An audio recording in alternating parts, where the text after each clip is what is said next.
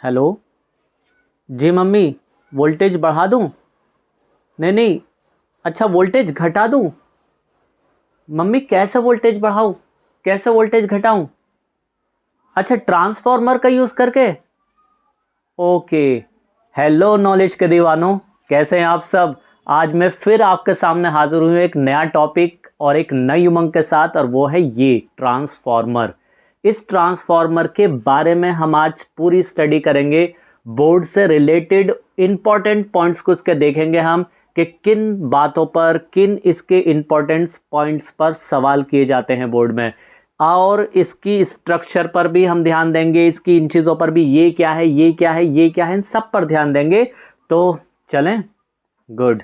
Okay, तो चलते हैं और शुरू करते हैं। ट्रांसफार्मर।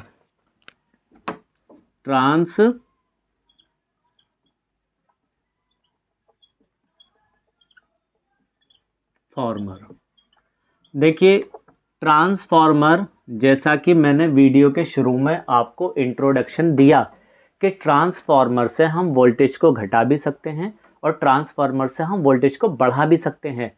ठीक है, लेकिन अब बात ये आती है कि ट्रांसफार्मर वर्क कैसे करता है, किस तरीके से ये वर्क करेगा, क्या इसका प्रिंसिपल होगा, क्या इसकी कंस्ट्रक्शन होगी, क्या इसके फॉर्मूलाज होंगे। ठीक है, तो सबसे पहले हम बात करेंगे ट्रांसफार्मर क्या है। एक सिंपल सी, सुंदर सी, प्यारी सी डेफिनेशन ट्रांसफार्मर की। तो देखिए, ट्रांसफार्मर इज ए डिवाइस। क्या है बच्चों? ये ट्रांसफार्मर एक डिवाइस है, लेकिन वो भी कौन सी डिवाइस है? इलेक्ट्रिकल डिवाइस है, जो कि वोल्टेज को इंक्रीज करने के लिए और वोल्टेज को डिक्रीज करने के लिए काम में लाई जाती है। तो ठीक है, इसकी डेफिनेशन लिखते हैं। देखिए, ए ट्रांसफार्मर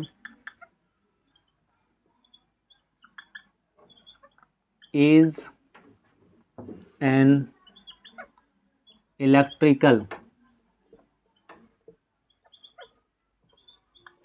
डिवाइस।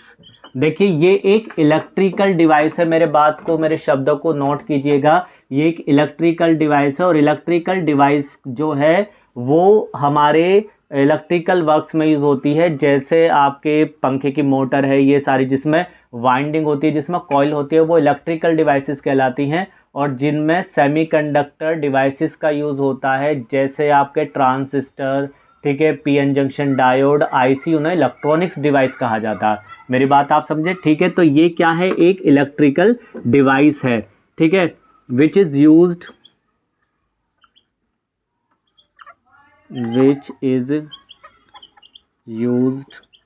फॉर। ठीक है, ये किसके लिए यूज होगी? चेंजिंग। ये किसके लिए यूज होगी? चेंजिंग के लिए यूज होगी, एसी वोल्टेज के। Okay, transformer is an electrical device which is used for changing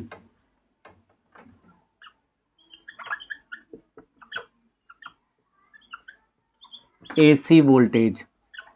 changing AC voltage, यानी कि हम इससे एसी वोल्टेज को बढ़ा भी सकते हैं और इससे एसी वोल्टेज को हम घटा भी सकते हैं।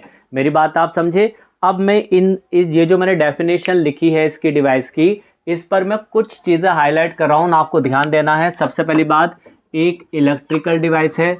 दूसरी बात, किसके लिए यूज होगी? Changing AC voltage. एसी का मतलब आप जानते ही हो, alternating voltage, right? Alternating voltage. अब बात ये आती है कि ट्रांसफार्मर कितने टाइप का होता है।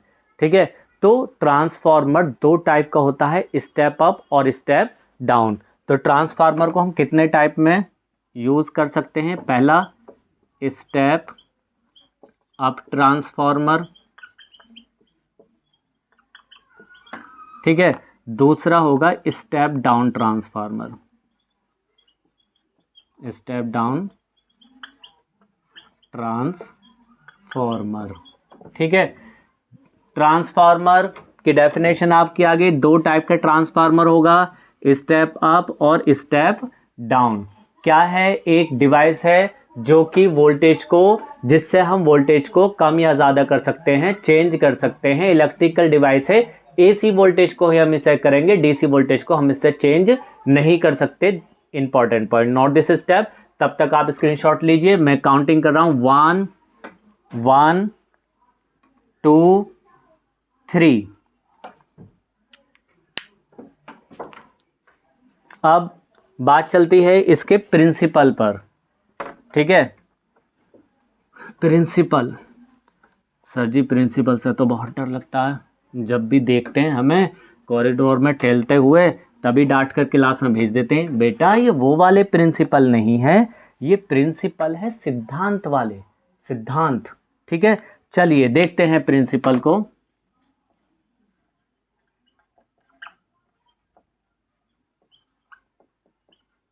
अब प्रिंसिपल पर बात आती है तो छोटी वाली सी एक लाइन में प्रिंसिपल बता रहा हूं मैं इसका, बस उसे आप याद रखें, ठीक है। और वो प्रिंसिपल क्या है, क्या है इसका principal? Mutual induction.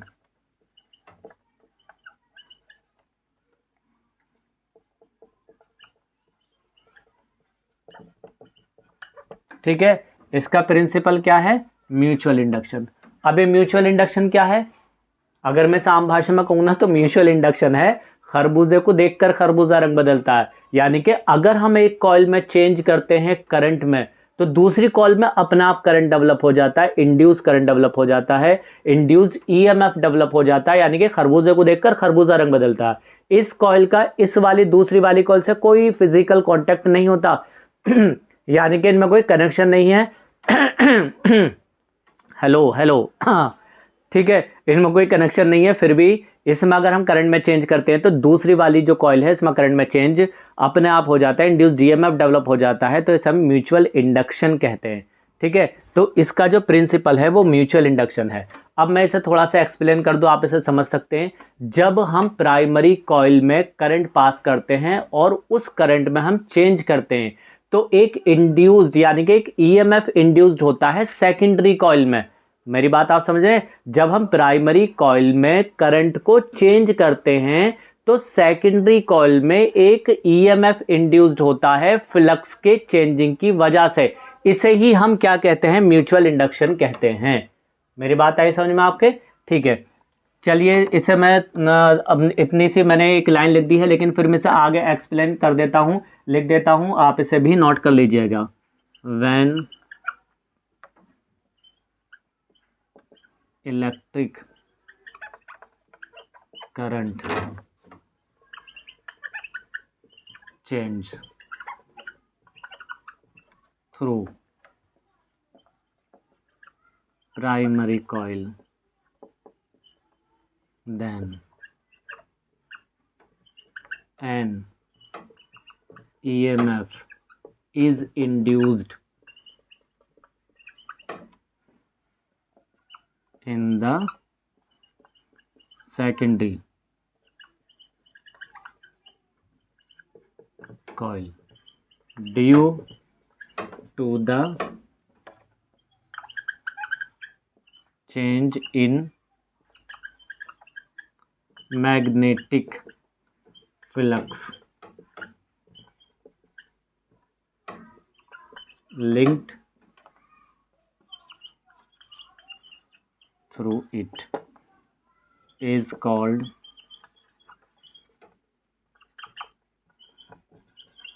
Mutual induction.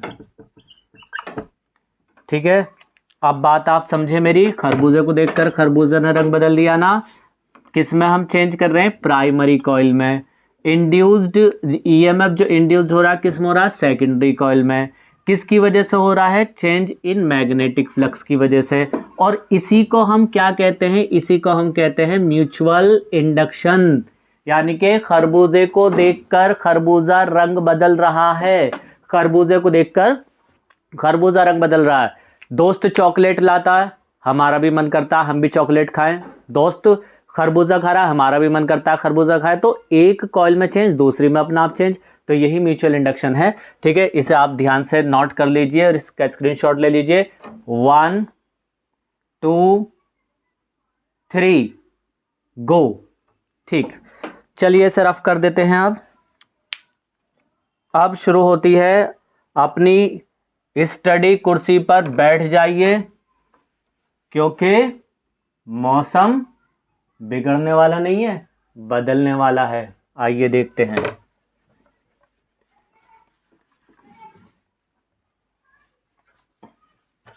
Study chair पर बैठ गए ना आप अपनी। चलिए अब मौसम बदलते हैं, और वो ये है ट्रांसफार्मर अपने दो टाइप के पढ़ लिए, स्टेप अप स्टेप डाउन। आप कहोगे sir step up step down तो पढ़ लिए, लेकिन इससे पहले ये तो बता दो कि ट्रांसफार्मर की कंस्ट्रक्शन क्या है, कैसे बनता है, क्या क्या चीजें इसमें यूज होती है। प्रिंसिपल ट्रांसफार्मर की डेफिनेशन हमने देख ली, ट्रांसफार्मर का प्रिंसिपल हमने देख लिया। अब चलते हैं कंस्ट्रक्शन पर कि इसकी कंस्ट्रक्शन क्या होती है, इसकी कंस्ट्रक्शन में क्या क्या चीजें इस्तेमाल की जाती हैं। ठीक है, तो थोड़ा सा फिजिकल डेमो दिखाता हूं मैं आपको। देखिए ये है ट्रांसफार्मर। हाँ हाँ, मैंने अपने यूपीएस को तोड़कर निकाल लिया सिर्फ नॉलेज के दीवानों की वजह से। आप लोगों की मोहब्बत में ये मैंने निकाल लिया अपने से तोड़कर यूपीएस को। तो ये ट्रांसफार्मर है, ये एक स्टेप डाउन ट्रांसफार्मर है जिसका काम होता है हाई वोल्टेज को लो वोल्टेज में कन्वर्ट करना। यस बिल्कुल आप सही कह रहे हैं, बचपन से ही इनमें खेल रहा हूँ मैं। ये एक बहुत लंबी कहानी है, बाद में मैं आपको किसी दिन फुर्सत से सुनाऊंगा। बचपन से हाथों में रहे हैं मेरे ट्रांसफार्मर। चलिए तो देखिए ये ट्रांसफार्मर है, ये इसकी सेकेंडरी कॉइल है, ये इसकी प्राइमरी कॉइल है। यहाँ पर हम इनपुट वोल्टेज देंगे, यहाँ से हम आउटपुट वोल्टेज लेंगे। ये हायर वोल्टेज को लोअर वोल्टेज में कन्वर्ट कर देता है, यानी कि हाई वोल्टेज को लो वोल्टेज में स्टेप डाउन हुआ। ये इसकी दोबारा सुन लीजिए, जिसमें हम इनपुट करंट देंगे, इनपुट सप्लाई देंगे, ये प्राइमरी कॉइल। जिससे हम आउटपुट सप्लाई लेंगे, जिससे हम लोड लगाएंगे, जिसमें हम लोड अपने कोई भी चीज़ चलाएंगे, जैसे माना कोई बल्ब जलाएं या कोई भी लोड लगाएं, लोड रेजिस्टेंस जिसमें लगाएंगे, वो ये आपकी सेकेंडरी कॉइल है। दूसरी ये जो है इसका, ये है soft iron core. Soft iron core, अच्छा सॉफ्ट नहीं लग रही ना, हार्ड से लग रही है ना, गुड। लेकिन बेटे सॉफ्ट आयरन इस वजह से कही जाती है क्योंकि इसमें जो आयरन यूज होता है उसका मैग्नेटाइजेशन और डीमैग्नेटाइजेशन आसानी से हो जाता है, इस वजह से इसे सॉफ्ट आयरन कोर कहा जाता है। ठीक है, तो आपने फिजिकली देख लिया ना ये कैसा होगा। ठीक, soft iron core, primary coil, secondary coil. ठीक है, आप कहोगे सर आप इसका डायग्राम और बना दो, ऐसे नहीं। अच्छा तो देखिए आप डायग्राम भी देखिए इसका। देखिए डायग्राम में सबसे पहले कंस्ट्रक्शन की बात आती है। कंस्ट्रक्शन में मैं साइड में इसका डायग्राम बना रहा हूं।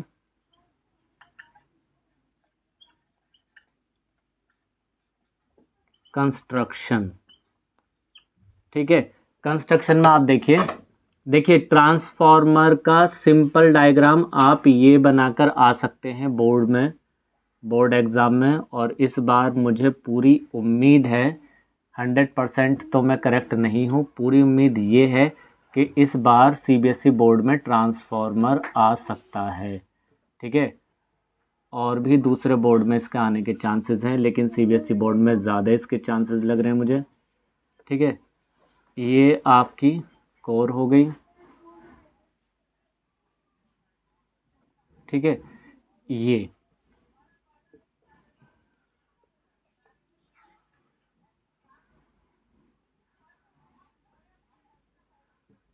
अब देखिए ये है आपकी सॉफ्ट आयरन कोर,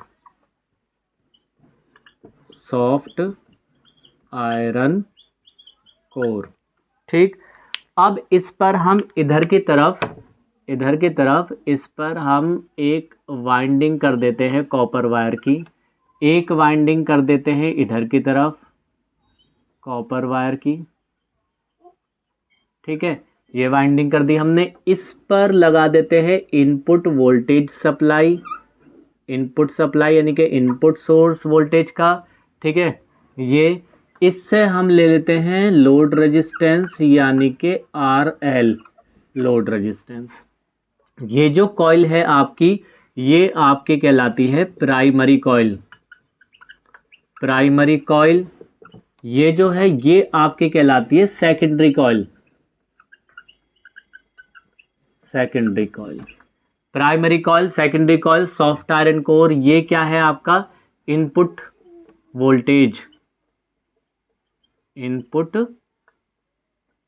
वोल्टेज। ठीक है, ये क्या है आपका output load resistance, output load resistance. ठीक है, और ये जो होती है ये इंसुलेटेड कॉपर वायर की होती है। कैसी होती है बच्चों? Insulated copper wire. ये प्राइमरी कॉइल कैसी होगी? Insulated copper wire. Secondary coil भी कैसी होगी? Insulated copper wire. ठीक है। ये जो सॉफ्ट आयरन कोर है ये कैसी होगी? लैमिनेटेड। ठीक है, यानी कि जो इसमें कोर होगी वो आपस में एक दूसरे से अटैच नहीं होगी, उसके बीच में एक इंसुलेशन लेयर होगी, चाहे वो प्लास्टिक की हो या चाहे वो कागज की हो या उसमें वार्निश डाल दी जाती है। ठीक है, इतना ये डायग्राम का आप फोटो ले सकते हैं। ठीक है, जल्दी से आप लीजिए। इतना मैं 1 2 3 गिन रहा हूं। 1 2 3 गो। ठीक है, अब कंस्ट्रक्शन में यही हमें कंस्ट्रक्शन में लिखना है। Transformer consist.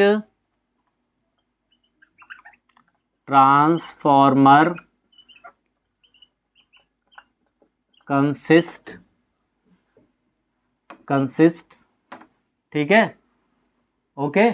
Transformer consist soft iron laminated core. Soft iron laminated core होगी। ठीक है, there is a primary coil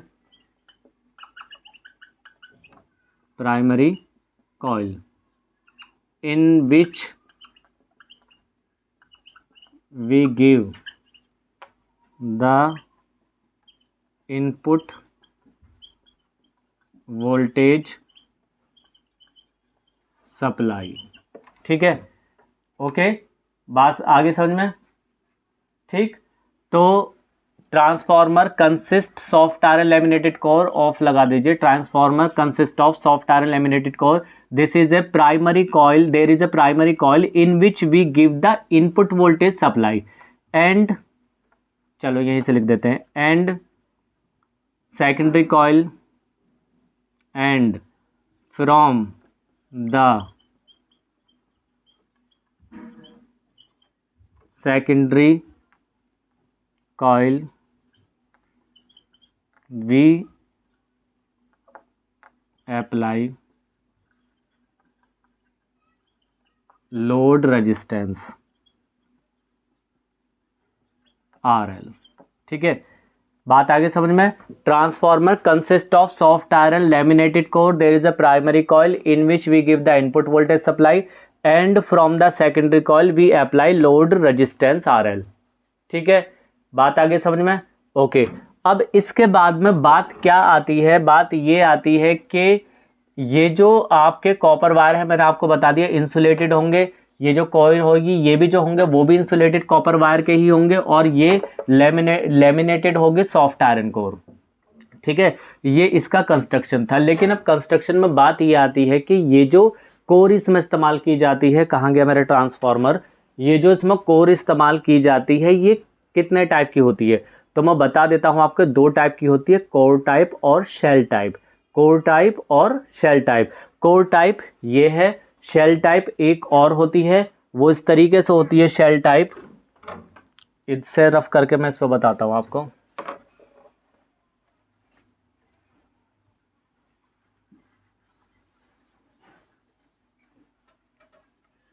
देखिए, एक तो ये हो गई, इसे हम इस वाली कोर को क्या कहेंगे? हम कोर टाइप। इसे हम क्या कहेंगे? Core type. इस टाइप के जो होगी। लेकिन अगर इस टाइप की आपकी कोर है, ये वाली,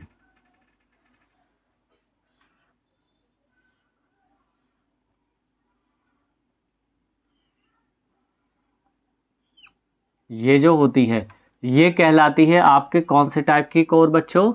ये कहलाती है आपकी शेल टाइप। कौन सा टाइप? Shell type.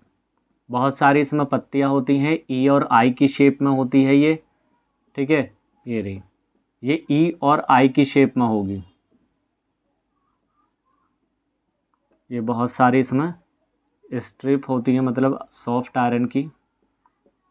और ये ई और आई की शेप में होती है, यानी कि एक तो होती है ऐसे अलग ई और एक होती है आई, इसे मिलाकर यहाँ रख दिया जाता है तो इस टाइप की बनती है। अब इसके बीच वाले पोर्शन में एक हम कॉइल लगाते हैं इंसुलेटेड वायर की, ठीक है, और इसमें हम करंट दे देते हैं, तो ये इनपुट यानी कि प्राइमरी कॉइल हो गई। एक इसी के ऊपर दूसरी कॉइल लगाई जाती है, ठीक है, ये होती है सेकेंडरी कॉइल, जिसमें हम लोड रेजिस्टेंस लेते हैं RL, सेकेंडरी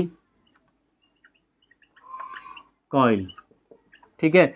और ये जिसमें हम इनपुट सप्लाई देते हैं, AC इनपुट सप्लाई, ये होती है आपकी प्राइमरी कॉइल, ये वाली जो इसमें लिपटी हुई है, ठीक है। अब इस शेल टाइप और कोर टाइप की, जो कोर है हमारे पास, शेल टाइप और कोर टाइप की, देखो दोबारा से फिर मैं दिखाता हूँ आपको। ये जो मेरे पास ट्रांसफॉर्मर है, इसमें जो यूज़ हुई है वी है, वो ये वाली कोर इस्तेमाल हुई है, ठीक है, ई और आई की शेप में है, ठीक है। जो हमारे बहुत ज़्यादा बड़े ट्रांसफॉर्मर होते हैं और स्पेशल पर्पस के लिए जो ट्रांसफॉर्मर बनाए जाते हैं, उनमें ये वाली यूज़ होती है कोर टाइप। अब इसका और इसका एक बेनिफिट है, वो मैं आपको अलग वीडियो में बताऊंगा, क्योंकि वीडियो बहुत लंबी हो जाएगी, फिर आप लंबी वीडियो देखते नहीं है, आपको इंटरेस्ट नहीं आता है। इस वजह से छोटे छोटे टुकड़ों में प्यारी प्यारी सी छोटी छोटी सी मिठाइयाँ मैं आपको देता रहूँगा, तब तक आप इसे ध्यान से देखें। तो इसे मैं रफ कर देता हूँ, कंस्ट्रक्शन आपने समझ लिया है इसका। अब चलते हैं इसकी वर्किंग पर, ठीक है, रफ कर देता हूँ, स्क्रीनशॉट ले सकते हैं आप इसका। इसे कहेंगे शेल टाइप,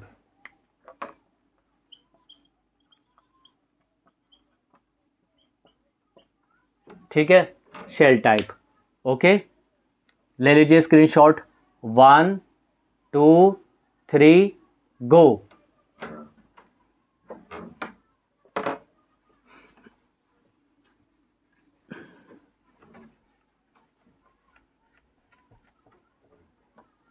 कंस्ट्रक्शन हो गई। अब इसकी वर्किंग की बात चलती है, लेकिन उससे पहले थोड़ा सा मैं एक आपको सबसे इम्पोर्टेंट चीज़ बताता हूँ, उसे आप नोट कर लीजिए। जैसे अभी कहा गया था स्टेप अप ट्रांसफॉर्मर, ठीक है, स्टेप अप ट्रांसफॉर्मर, टी मैंने बड़ा बना दिया है इसे हाईलाइट करने के लिए, ग्रामेटिकल मिस्टेक का वो मत करना, ठीक है। स्टेप अप ट्रांसफार्मर, इसमें क्या होगा, देखिए ये आपके जो वोल्टेज होगा उसे क्या करेगा, बढ़ा देगा, ठीक है। तो प्राइमरी वोल्टेज जो होगा इसमें स्टेप अप में, प्राइमरी वोल्टेज, स्टेप अप की बात है तो प्राइमरी वोल्टेज जो होगा वो कैसा होगा, कम होगा, और सेकेंडरी वोल्टेज इसमें ज़्यादा होगा, ठीक है, स्टेप अप, ठीक। और दूसरा इसमें अगर हम बात करते हैं किसमें, स्टेप डाउन ट्रांसफॉर्मर,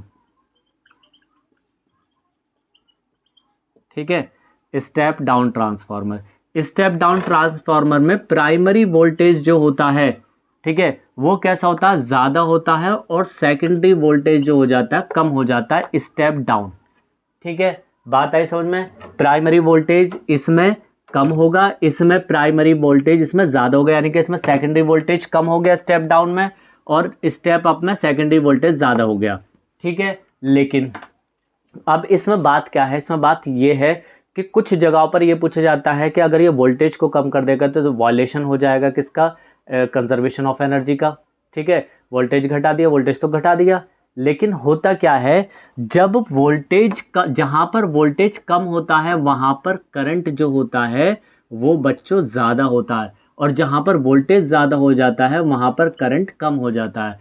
तो ये क्या करता है, अगर मैं इसकी पूरी डेफिनेशन पर जाऊँ स्टेप अप ट्रांसफार्मर की, तो इसका काम है लो वोल्टेज हाई करंट को हाई वोल्टेज लो करंट में कन्वर्ट करना। बात समझ रहे हैं आप मेरी, ठीक। इसी तरीके से जब इसका प्राइमरी का वोल्टेज ज़्यादा होगा और उसने सेकेंडरी के वोल्टेज को कम कर दिया तो स्टेप डाउन हो गया, सेकेंडरी में कम हो गया, लेकिन अब इसमें प्राइमरी में करंट कैसा होगा, कम होगा, और सेकेंडरी में जो करंट होगा वो इसमें ज़्यादा होगा, ठीक है। और जब हम इन दोनों का रेशो देखेंगे, मतलब इन दोनों का प्रोडक्ट देखेंगे V इंटू आई, तो ये बनेगा VP और IP, और इसका प्रोडक्ट देखेंगे तो ये बनेगा Vs और Is और ये दोनों बराबर होंगे और इसी को कहा जाता है इनपुट पावर। इनपुट पावर, ठीक है, और इसे कहा जाता है आउटपुट पावर। ठीक है, तो आप बात समझे, इनपुट पावर आउटपुट पावर दोनों के बराबर है, तो हमारा एनर्जी कंजर्वेशन वायलेशन तो नहीं हुआ ना इसका, ये हमारा गलत तो नहीं हुआ, सही रहा ना। यस, तो इसी वजह से कहा जाता है। अब देखिए यहाँ पर जब इसकी इनपुट पावर आगे देखिए, अगर यहाँ पर ये ज़्यादा था ये कम था, तो अगर मैं सपोज करो ये ज़्यादा ये कम है, यहाँ पर ये कम है और ये ज़्यादा है, ठीक है, ये कम है ये ज़्यादा है, तो इन दोनों का प्रोडक्ट और इन दोनों का प्रोडक्ट बराबर बैठना। सपोज करो अगर for example not my words, for example अगर ये 5 है और ये 2 है, तो अब की बार ये क्या हो जाएगा, 2 हो जाएगा और ये क्या हो जाएगा, 5 हो जाएगा। तो यहाँ भी 10 मिला हमें और यहाँ भी 10 मिला। मेरी बात समझ रहे हैं? तो इनपुट पावर आउटपुट पावर के बराबर है। यहाँ भी क्या होगा, यहाँ भी यही होगा, वीपी आईपी बराबर होगा वीएस आईएस के, यानी कि इनपुट पावर बराबर होगी किसके, आउटपुट पावर के। ठीक है, इनपुट पावर आउटपुट पावर के बराबर होगी। तो ये स्टेप अप ट्रांसफार्मर, ये स्टेप डाउन ट्रांसफार्मर है। ठीक है, बात आगे समझ में। अब दूसरी इंपॉर्टेंट बात ये है कि स्टेप अप ट्रांसफार्मर जो होता है, स्टेप अप, उसमें प्राइमरी में टर्न्स और सेकेंडरी में टर्न्स किस में ज़्यादा होते हैं, किस में कम होते हैं। ठीक है, प्राइमरी और सेकेंडरी में जो टर्न्स होंगे वो किस में ज़्यादा होंगे, किस कॉइल में ज़्यादा होंगे और किस कॉइल में कम होंगे। और स्टेप डाउन में कैसे होंगे, तो देखिए स्टेप डाउन में जो सेकेंडरी में टर्न्स होते हैं, सेकेंडरी कॉइल में जो टर्न्स होते हैं, ठीक है, यानी कि एन एस जो होंगे सेकेंडरी कॉइल में टर्न, और एक होगा प्राइमरी कॉइल में टर्न।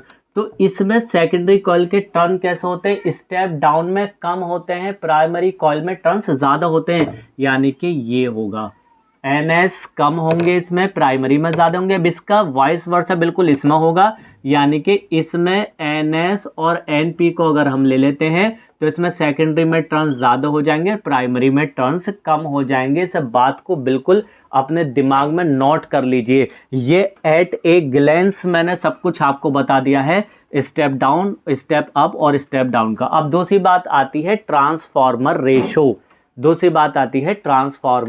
रेशो। तो ट्रांसफार्मर रेशो कहलाता है N S over N P, जिसे हम के से शो करते हैं। ठीक है, अब मुझे आप ये बताइए, जब इसमें सेकेंडरी में टर्न ज़्यादा है, प्राइमरी में टर्न कम है, तो इसके जो के होगा वो क्या होगा, बताइए। इसका जो के होगा वो क्या होगा, के की वैल्यू इसकी क्या हो जाएगी, जब ये ज़्यादा है ये कम है तो ग्रेटर देन हो जाएगी किससे, 1 से। ग्रेटर देन होगी नहीं 1, तो ये आपको याद रखना है कि इसमें जो के होगा वो ग्रेटर देन होगा 1 से। ठीक है, अब बात आ जाती है इस पर, तो इसमें N S over N P जो है वो के यानी कि ट्रांसफार्मर रेशो कहलाएगा, और इसमें जो ट्रांसफार्मर रेशो की वैल्यू होगी के की वो लेस देन होगी 1 से, क्योंकि ये वाले टर्न्स कैसे होंगे, कम, और ये वाले टर्न्स ज़्यादा है, तो के की वैल्यू लेस देन मिलेगी। ठीक है, चलिए अब जल्दी से इसके डेरिवेशन पर चलते हैं। टाइम बहुत हो रहा है, लेकिन वीडियो पूरी देखें, आपको पूरी जानकारी मिलेगी, कोई भी क्वेश्चन आपसे छूटेगा नहीं, गारंटी की बात है। देखिए इसे मैं रफ करता हूँ, इतने स्क्रीनशॉट लीजिए। 1 2 3 गो।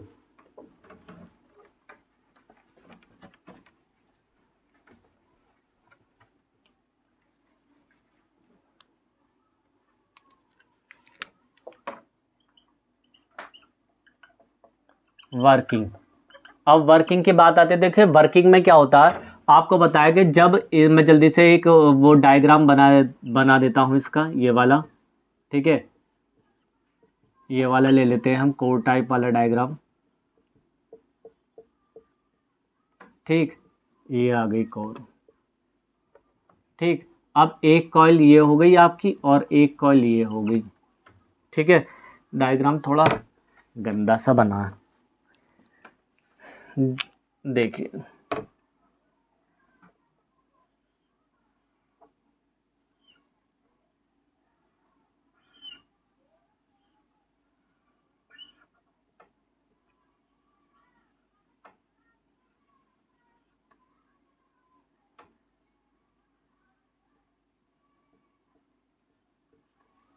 ठीक, अब ये जो है आपकी प्राइमरी कॉइल, इसमें हमने इनपुट सप्लाई दे दी, ये आपके लोड रेजिस्टेंस है RL, primary coil, secondary coil. इसमें जो नंबर ऑफ टर्न्स होंगे उन्हें NP कहेंगे, इसमें नंबर ऑफ टर्न्स को NS कहेंगे। Number of turns primary coil, number of turns secondary coil, VP and VS। ठीक है, इसमें जो करंट जाएगा उसे IP और इसमें जो करंट जाएगा उसे IS, सेकेंडरी इसके लिए। ठीक है, अब बात ये आती है, देखिए जब प्राइमरी कॉइल में हम करंट देते हैं यानी कि वोल्टेज सप्लाई देते हैं, तो जब हम वोल्टेज देते हैं तो इसमें एक इंड्यूस्ड ईएमएफ पैदा होता है। तो जो वोल्टेज इसमें दिया जाता है प्राइमरी कॉइल में वो होता है V is equal to V0 sine omega t, sinusoidal voltage यानी कि अल्टरनेटिंग वोल्टेज है। ठीक, तो इसमें एक इंड्यूस्ड ईएमएफ पैदा हुआ, तो उस इंड्यूस्ड ईएमएफ का अगर हम देखें फैराडे लॉ के अकॉर्डिंग, तो वहां पर क्या होगा, वहां पर ये बात चले किसके लिए, प्राइमरी कॉइल के लिए। ठीक है, तो यहाँ पर आपका इंड्यूस ईएमएफ जो होगा EP, ठीक है, वो बराबर होगा किसके, NP d∅/dt। लेकिन यहाँ पर फाई जो है वो मैग्नेटिक फ्लक्स है, ये माइनस में आएगी बात। और ये तो आपको पता ही है लेंज लॉ के अकॉर्डिंग यहाँ माइनस आता है, क्योंकि लेंज लॉ में इंड्यूस करंट या इंड्यूस ईएमएफ हमेशा उस रीजन का अपोज करता है जिससे वो डेवलप होता है। ठीक है, अब यहाँ पर एप्सिलॉन P यानी कि इंड्यूस्ड पोटेंशियल इंड्यूस्ड ईएमएफ का फॉर्मूला ये हुआ। लेकिन अब बात कहोगे हम वोल्टेज सप्लाई करें, इंड्यूस्ड ईएमएफ क्यों होता है, तो अगर प्राइमरी कॉइल का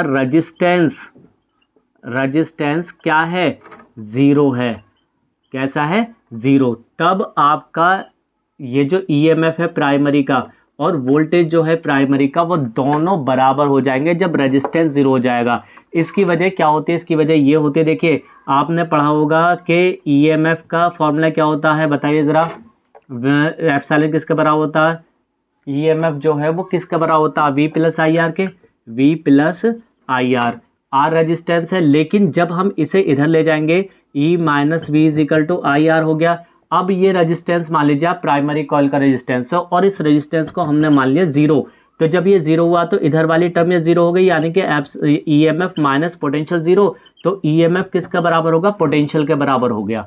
ठीक है, इस वजह से कंडीशन आ जाती है। अब आप इसकी जगह पर रख सकते हैं VP is equal to minus NP d∅B/dt, equation number 1। मेरी बात समझ गए, ईएमएफ पोटेंशियल के क्यों बराबर हो गया, इस वजह से बराबर हो गया क्योंकि प्राइमरी कॉइल का रेजिस्टेंस क्या हो जाता है, ज़ीरो हो जाता है। ठीक है, प्राइमरी कॉइल का रेजिस्टेंस अब जब हम ज़ीरो लेंगे यानी कि उसका इंडक्टेंस जो है वो ज़ीरो रेजिस्टेंस शो करता है, क्योंकि cos फाई 90 हो जाता है और cos 90 की वैल्यू ज़ीरो, पावर फैक्टर भी ज़ीरो हो जाता है उसका, क्योंकि प्राइमरी कॉइल एक इंडक्टर की तरह इंडक्टर कॉइल की तरह काम करती है जिसमें उसका रेजिस्टेंस ज़ीरो, इस वजह से पावर फैक्टर भी ज़ीरो हो जाता है, क्योंकि इंडक्टर में वोल्टेज आगे होता है, करंट पीछे होता है 90 डिग्री। इस बात को ध्यान रखें भाई, सही से बता रहा हूँ जल्दी से।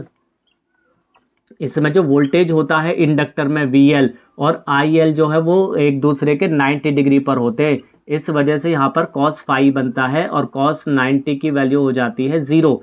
ठीक है, इस बात को याद रखना। चलो जल्दी से अब स्क्रीनशॉट लो नॉलेज के दीवानों, फिर आगे की बात करते हैं। 1 2 3 गो।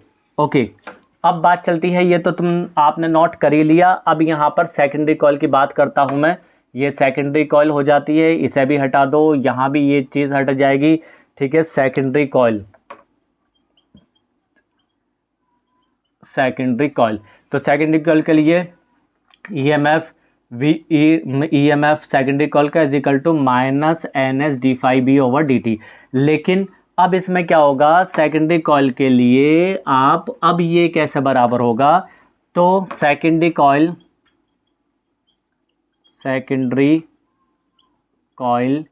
Is in open circuit.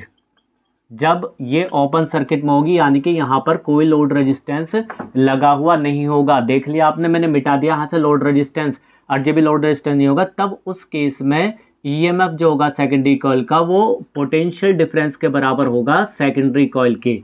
ठीक है, और जब ये बराबर हो जाएगा तो यहाँ पर फिर ये वाला फॉर्मूला आपका क्या बनेगा, ये बन जाएगा VS is equal to minus NS is equal to d∅B/dt, equation number, इसे मान लीजिए पहले 2 थी तो ये होगी इक्वेशन नंबर 3 और ये होगी इक्वेशन नंबर 4। ठीक है, तो इक्वेशन 4 को 2 से डिवाइड करने पर जो पहले आई थी, डिवाइडिंग इक्वेशन यहाँ कौन सी थी, 2, डिवाइडिंग इक्वेशन 4/2, स्क्रीनशॉट आपने ले लिया होगा। तो अब यहाँ पर क्या बनेगा, तो VS over VP is equal to -NS d∅B over dt upon -NP d∅B over dt। तो देखिए माइनस से माइनस कैंसिल, ये पूरा portion cancel, NS over NP बचा। तो यहाँ पर क्या बचा, VS ओवर VP बराबर हो जाता है किसके, NS ओवर NP के। स्क्रीनशॉट लीजिए फटाफट जल्दी से, 1 1 2 3। ओके, ये बात आपकी आगे ना समझे, इसका स्क्रीनशॉट मतलब पूरे का ले लीजिए। अब 1 2 3 गो गो गो। सर जी बड़ा ही इम्पोर्टेंट टॉपिक है, लेकिन सर जी टाइम लग रहा हो। अच्छा भाई टाइम तो देखो लगेगा, इसमें से आप सारा समझ जाओगे। अब देखो आइडियल ट्रांसफॉर्मर की condition, for ideal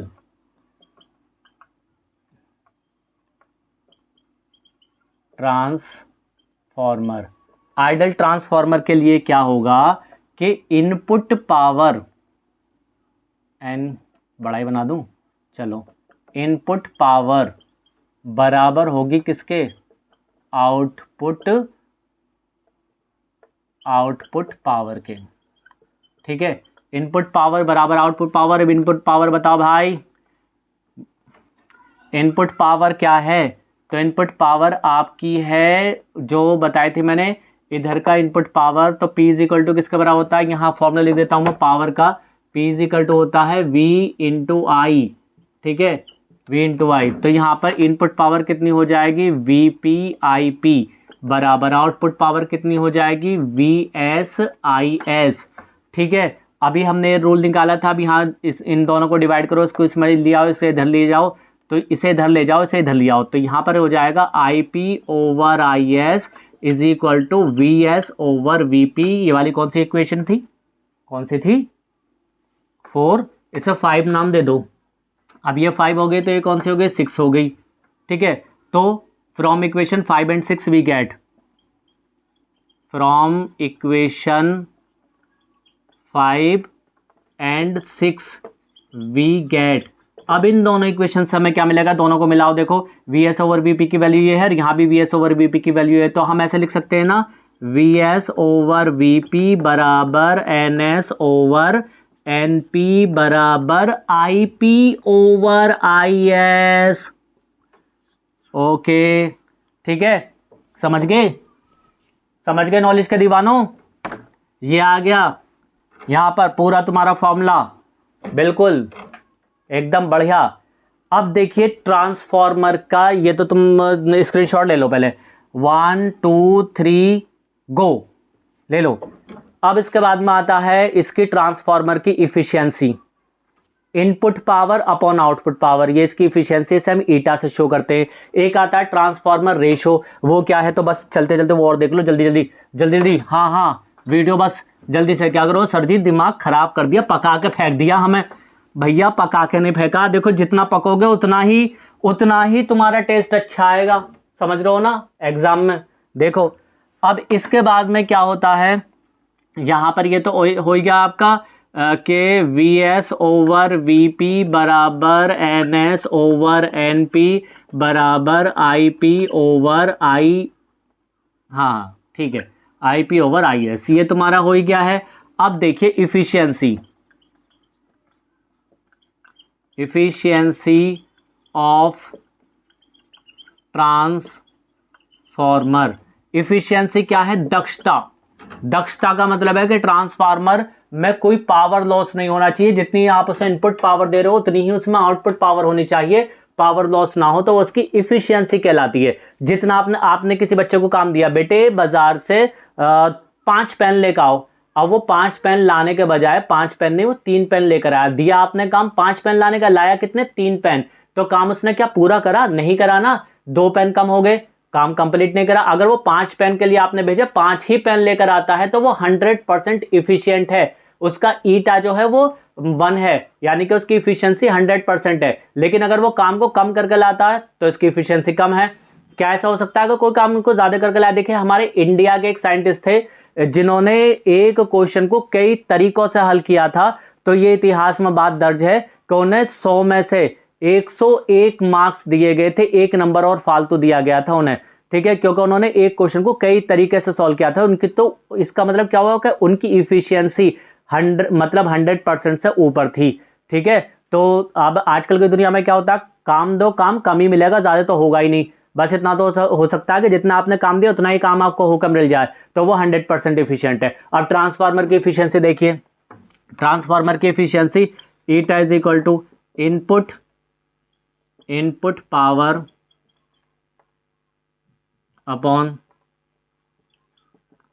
output power.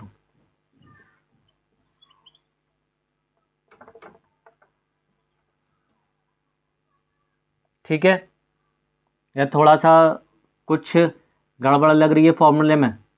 Eta is equal to input power upon output power. Input power हमेशा ज़्यादा होगी, आउटपुट पावर हमेशा कम होगी, तो इसकी इफिशियंसी 1 से आउटपुट पावर है ऊपर, ठीक है। क्या है हमारी? Output power upon input power. Eta is equal to output power upon input power into 100%। अब आउटपुट पावर आपको क्या मिलेगी? हमेशा आउटपुट पावर आपको हमेशा कम मिलेगी और इनपुट पावर हमेशा ज़्यादा होगी। तो आपको इफिशियंसी जो होगी वो हमेशा जो मिलेगी वो कैसे मिलेगी? वो हमेशा 1 से कम मिलेगी। इफिशियंसी जो होगी वो हमेशा कैसे मिलेगी? आपको 1 से कम मिलेगी। यहाँ पर मैं निशान लगा देता हूँ, इफिशियंसी लेस देन 1। तो इसका मतलब रियल लाइफ में ऐसा नहीं होता। लेकिन अगर हम जाएं आइडियल ट्रांसफार्मर के ऊपर, आइडियल ट्रांसफार्मर, तो आइडियल ट्रांसफार्मर में क्या होगा? इनपुट पावर, आउटपुट पावर और इनपुट पावर दोनों कैसी होंगी? बराबर होंगी, और ये 1 मिलेगा, यानी कि ईटा जो है वो आपका 1 के बराबर हो गया, यानी कि 100% इफिशियंट। अब अगली वीडियो में हम इसके लॉसेस के बारे में पढ़ेंगे, क्योंकि जितने भी ट्रांसफार्मर होते हैं रियल लाइफ में उनमें लॉस होते हैं, जिसकी वजह से उनकी आउटपुट पावर हमेशा कम रहती है इनपुट पावर से। तो इसको हम आगे वीडियो में जानेंगे। तब तक के लिए goodbye, thank you very much, see you again.